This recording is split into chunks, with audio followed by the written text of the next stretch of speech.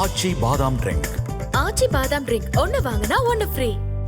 வைகோவின் சேனாதிபதி நான் தான் என மல்லை சத்யா தெரிவித்திருக்கிறார். அண்மை செய்தியாக பார்க்கிறோம். நான் வைகோவின் சேனாதிபதி என்பதற்கு அடையாளம் என் விரலில் உள்ள மோதிரம் என மதிமுகவின் துணை பொதுச் செயலாளர் மல்லை சத்யா தெரிவித்திருக்கிறார். அண்மை செய்தியாக பார்க்கிறோம். இது தொடர்பான கூடுதல் விவரங்களை வழங்குவதற்காக செய்தியாளர் முருகேசன் இணைந்திருக்கிறார். முருகேசன், இன்னும் சற்று நேரத்தில் நிர்வாக குழு கூட்டம் கூட உள்ள நிலையில் அதில் முக்கிய முடிவு எடுக்கப்பட உள்ள நிலையில மல்லை சத்யா இவ்வாறு தெரிவித்திருக்கிறார். என்னென்ன விஷயங்களை முன் வச்சிருக்கிறாரு?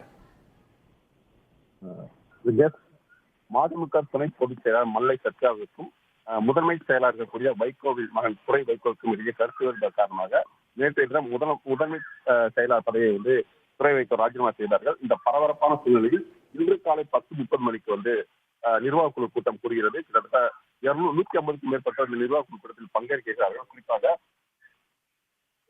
150க்கும் மேற்பட்ட பங்கேற்கிறார்கள். குறிப்பாக மாவட்ட செயலாளர்கள், மாநில நிர்வாகிகள், அணி செயலாளர்கள் என 150க்கும் மேற்பட்டோர் இந்த கூட்டத்தில் பங்கேற்கிறார்கள். இந்த கூட்டத்தில் முக்கிய முடிவுகள் எடுக்க கூறப்படுகிறது. ஏற்கனவே நேற்றைய தினம் ராஜினாமா செய்யப்பட்ட நிலையில் துறை வைக்கவும் இந்த கூட்டத்தில் பங்கேற்க நேற்று அறிவித்திருந்தார். அவரை சமரசம் செய்திருக்க வைக்கவும் சமரசம் செய்தார். மதிமுகவில் துணை தலைவருடைய மல்லை சத்யாவும் இந்த கூட்டத்தில் பங்கேற்பார் தெரிவித்தார். இந்த சொல்லிதான் தற்போது அவர் ஒரு அறிக்கையை வெளியிட்டிருக்கிறார். அதாவது குறிப்பாக என்றும் மறுமலர்ச்சி பாதையில் நான் இருப்பேன் அப்படின்னு குறிப்பிட்டார். அதே போன்று ஈஸ்டர் திருநாள் வாழ்க்கைக்கு குறிப்பிட்டதோடு அவர் தன்னை ஒரு மதிமுகவின் வைகோவின் ஒரு சேனாதிபதியாக தன்னை அடையாளப்படுத்திய. குறிப்பாக அசோகவனத்தில் சிறை வைக்கப்பட்ட சீரையை கண்டு ராமன் சூதுவன் என்பதற்கு சாட்சியாக ராமன் சீரை திருமணத்தின் போது அணிவித்த மோதிரத்தை காட்டி தன் நிலையை உறுதிப்படுத்துவான்.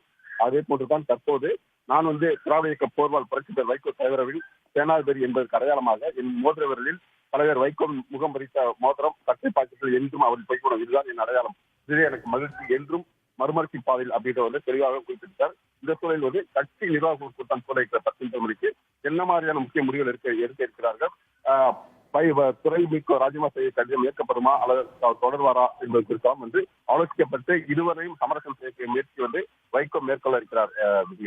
உங்களுடைய கூடுதல் விவரங்களுக்கு நன்றி முருகேசன். ஆச்சி பாதாம் ட்ரிங்க்.